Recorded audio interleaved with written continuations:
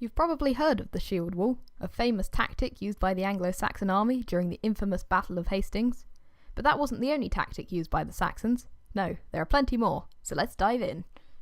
So, here's episode 2 of Interesting Topic, the podcast where I waffle on about an interesting topic from history. I said it in the last video, which you should watch.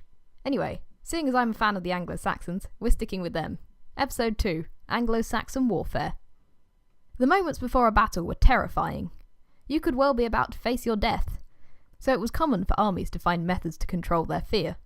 One of these ways was boasting. In the Battle of Maldon, 991, the Saxon and Viking armies lined up on opposite sides of an estuary, out of bowshot but within earshot. They taunted each other, boasting, whilst they waited for the tide to go out so they could cross and the armies could meet. It is written that the Vikings shouted over, suggesting that the English could buy peace with gold since the Viking force was vastly superior. The English commander then shouted back, declaring that his army did not fear the Vikings. The Saxons were going to battle wearing chainmail shirts with helmets. They had round wooden shields with a boss in the centre to protect the weakest part of the shield. The shields were reinforced with planks in different directions to prevent it from splitting, as this proved to be a regular problem for the Anglo-Saxons. There is evidence to suggest that there was even some use of convex shields, likely used by higher-ranking warriors, who would be able to afford these shields. Convex shields would have helped to protect against the tactic known as hooking, which I'll get into later. In terms of weapons, the Saxons carried heavy battle axes, swords, and spears. Equipment would often also be decorated with divine symbols, giving the warriors a psychological advantage and helping to control their fear. For instance, helmets were often decorated with bronze or gold boars, as they were a symbol of divine power. The boar was an animal dear to the sun god, Frey. Moreover, the gold would help invoke the god's magic. When it came to battle, the Saxons would fight on foot, their favourite formation being the famous shield wall. Really, the shield wall was what it said on the tin, a wall of shields. The warriors would line up in rows, tightly packed together. They held their shields up, interlocking with one another, and covering the left half of their body, whilst protecting the right half of the warrior to their left. This formation would then also be several lines deep.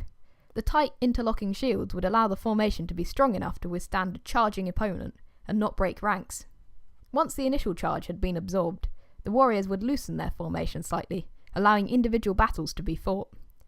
The tight formation meant that most blows were dealt from above, crashing down on the head, neck and shoulders, which was the soldier's most exposed area. And likely these blows would be dealt with their favoured battle axe. Armies would aim to break one another's shield wall, as that was often the deciding factor in battles. If one man fell, he could expose those on either side of him, thus gaps had to be quickly covered. Spears also would be used. The spearman would come forth of the protection of the shield wall, exposing himself, and throwing his spear into enemy ranks or thrusting it at his opponent. Hooking, which I mentioned earlier, was also a commonly used technique. Warriors would carry axes with large points protruding from the bottom, aiding them with hooking. The warrior would reach their axe over the opponent's shield, using the point to dig their axe into the opponent's shield from the other side. This gave the warrior the ability to control their enemy's shield and rip it out of their hands, breaking the formation, and now he and those on either side of him were exposed. The tight formation made it virtually impossible to manoeuvre. A retreat of even a few feet could send chaos rippling through the army, as they had to move in a single unit to avoid tripping over one another. This meant that outflanking tactics, where the army would send units to attack their opponents from the sides or back, were common. And if not dealt with quickly and effectively, these moves could prove disastrous for the targeted army, sending their formations into disarray and allowing the shield wall to be broken. Housecarls were the paid warriors of kings and earls. Of all the soldiers, they were the best supplied with equipment, most experienced, and best trained. Therefore, they normally earned themselves a place in the front rank, helping boost morale of the troops with their skill. Working in separate units meant the housecarls could work as a rapid reaction force, for instance to help reinforce areas which seemed weak. When it came to it, they were responsible for defending the army's leader, and if he died, they were expected to carry on fighting until the very end. Unlike later tactics, it was normal for Saxon armies to be led from the front. The experience and skill of the leader would earn him the spot in the middle of the front rank. He would lead the charge. This was a risky tactic, as if the leader fell, it was likely that the army would withdraw.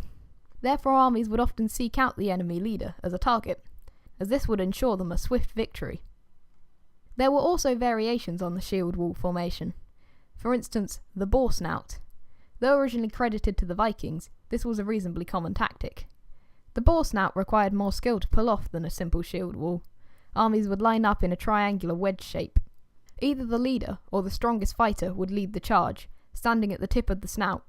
The concept was that the sheer momentum of the charge in this formation would be enough to drive the wedge shape through the opposing shield wall and break enemy formation. Ultimately, however, victory depended on which side broke the other's shield wall first. Once broken, individual fights would be settled with wounding blows, disabling the opponent and leaving him to bleed to death, with the victors chasing their opponent down to finish him off, as they tried to flee in the final moments of battle. So that's it for episode 2. Thanks for watching, or listening. It would also be appreciated if you took the time to click that subscribe button, and like the video too, presuming you enjoyed it. Bye!